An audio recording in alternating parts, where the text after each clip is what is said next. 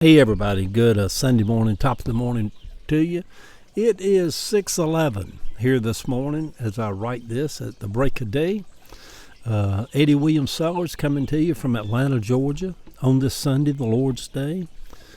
Greetings to you in the name of the Lord this morning. Back several years ago when I started writing these posts on Sunday mornings and titling them on this Sunday, the Lord's Day, it was kind of a throwback, kind of a little bit of a joke, kind of Southern ways gone by where people used to believe Sundays was the day of the Lord. It was kind of a Christian Sabbath. But I've noticed this morning that Sundays have always been the Lord's Day to me. I've always felt different on Sundays, a time to reflect upon Spirit, upon God, a time to ponder upon the goodness of God. So Sundays to me is the Lord's Day. So greetings to you in the name of the Lord this morning, whoever that Lord may be to you. To me, it is Jesus. Always has been, always will be. I remember back when somewhere around 25 years ago, I came home from the hospital and I wasn't doing well. And I had a near-death experience in the hospital. And I lived by myself then, and I was sitting out in my garden, and I had an out-loud conversation with God, as if God was sitting right in the chair right beside me. And I said, Lord, I know that I believe in you just because I was born in Cabbagetown and born among a bunch of holiness women that told me all about you. I'm like, I know that's the roots of my belief in you. And I said, but Lord, I don't really believe no more. And and it was a very heavy conversation I had with God. And in that conversation I had with God on that afternoon, I remember it word for word, just as it happened yesterday. In one way, I believe that God was sitting in the chair beside me, now that I look back on it. And I told God, I said, but if it's okay with you, Lord, even though I have a lot of unbelief, and I probably don't think you're really real, I said, if it's okay with you, I'm going to choose to believe in you until the day I die. Whether you're real or not, at this point in my life, it makes not a whole lot of difference, but I choose to believe in you.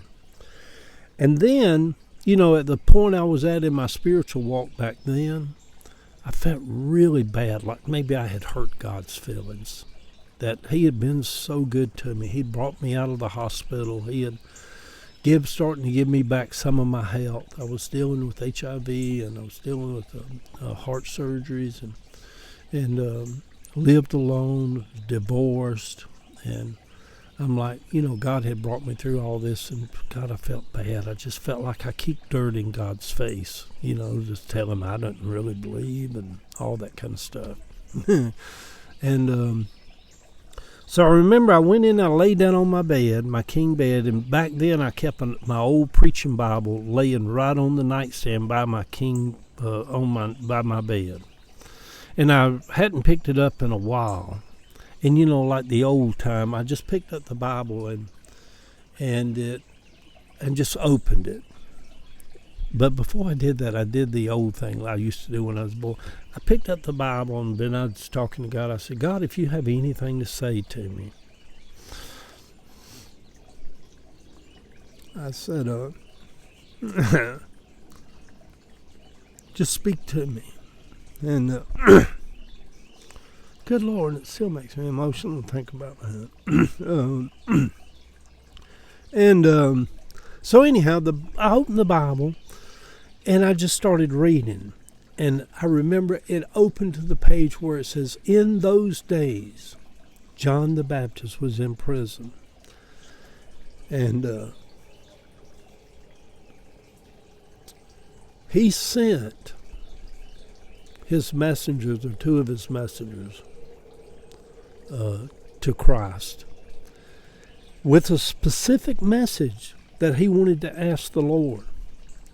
And the message was, are you really the Christ, or should we look for somebody else? And being that I had just had this conversation with God and told God that I didn't really believe in him no more, but I choose to believe in him anyway. That was the place in the Bible. And it was almost like I could hear God not laughing, not really mocking, but kind of making in a light-hearted way, insinuating toward me, Eddie, seriously, are you think you the only one that's ever not believed? Seriously, do you think you're the only one that's never had doubts? And I just chose to believe. So anyhow, y'all, I've used up all my time this morning, but the Morning Post this morning. We went to see Disclosure Day yesterday. On this Sunday, the Lord's Day, June the 14th, 2026. Disclosure Day. For someone like myself who is somewhat agnostic, but who also believes in the gods, other realms, different dimensions, parallel universes, the unknown, spirit, energies, good and evil. Disclosure Day, the new Steven Spielberg movie, was a good ride. That's what it felt like to me, like riding in a car with somebody who didn't know how to drive through Atlanta, and you just holding on to the dash like, good Lord, slow down. Watch it, the light just turned red. Some of the reminders seem familiar in the movie. We have all had experiences in life where we felt connected in ways that made no sense.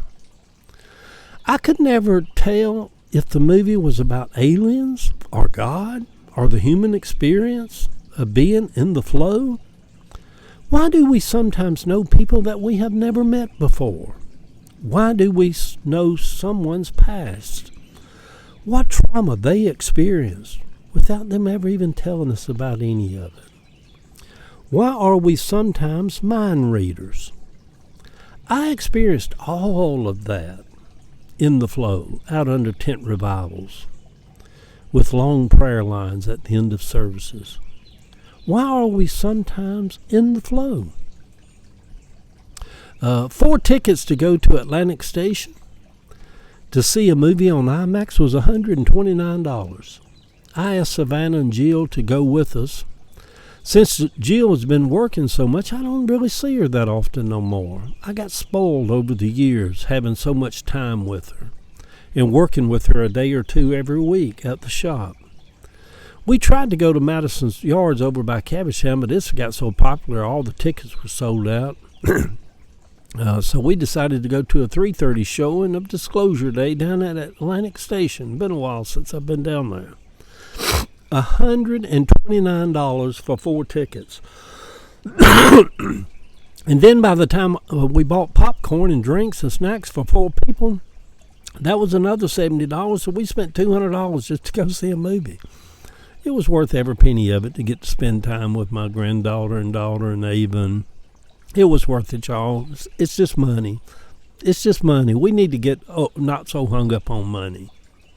People are like, well, I ain't got money. Well, that's your problem. I can't help it. You have to figure it out how to get more money.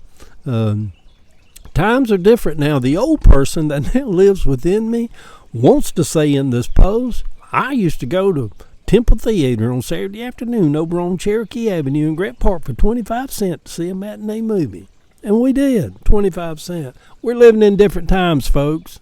Them 25-cent days are gone. Do we know in part? Do we prophesy in part? The longer we live, the more of a blur it all becomes. Instead of making more sense, why does some of it make no sense? As almost all of it becomes more clear. What is this human experience that we are all having? Why is the world filled with fortune tellers and witchcraft and faith healers and witch doctors and mediums and spiritual leaders and voodoo and thousands of others who claim to be able to tap into something that's more than just our everyday human experiences? Are our memories other dimensions that we can just tap into? Are our dreams realms of other worlds that we can just go visit? And why does not everyone have answers? And why does not anyone have answers to any of these questions? I find it all fascinating. Why do animals, birds, flowers, horses, the sea, mountains, deserts, and dogs play such a big role in our human experiences? Good Sunday morning, sweet people. We will have a lot more questions at the end of our life than we have at the beginning of our lives. And boy, kids come in with a lot of questions, don't they? They just questions. Heather's got a 4-year-old now. Eliana, everything's got a question on the end of it. But we end up with more questions at the end of our life than at the beginning of our life. Excuse me. I just burped on camera. I can't redo this, y'all. Why is that? Is God lurking in the questions? Are we aliens that have gathered on earth from a distant time? Are we more than human? In moments, I think we all know there is more to all of this than meets the eye. But what? Maybe the joy, the fun, is in the not knowing. The old people in the church would always remind us that we will all understand it better in the by and by. But as for me, after 70 years of life here on this planet, I am open to all of it, every single bit of it. The gods, the spirits, the flow, all of it. I'm open to all of it. For I have witnessed many things that were not of this human realm in my journey here on life. I'm a believer, you know. Come set a spell with me. Tell me about some of your experiences. I love them. Love them. We've all had them. Love y'all. Good Sunday morning every day. Every day. Good Sunday morning, everybody. Long post, but it is what it is. Love y'all.